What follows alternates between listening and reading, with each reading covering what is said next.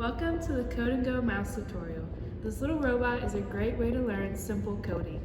To begin, you can build a track for the Code & Go mouse using these green squares.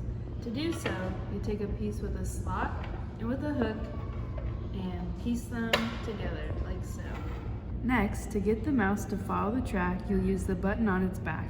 It remembers every button you press until you hit the green circle to start. For example, to get the mouse to follow this path, I hit the forward arrow once, so it'll move forward here, the right arrow, so it'll turn, and the forward arrow twice to get it to this square, the right arrow once again to get it to turn, and the forward arrow to get it here. And then I would hit the green button to start.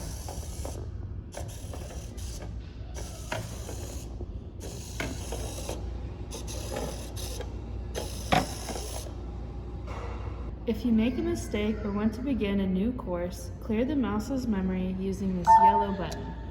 Thank you for listening, and if you have any more questions, feel free to ask a staff member.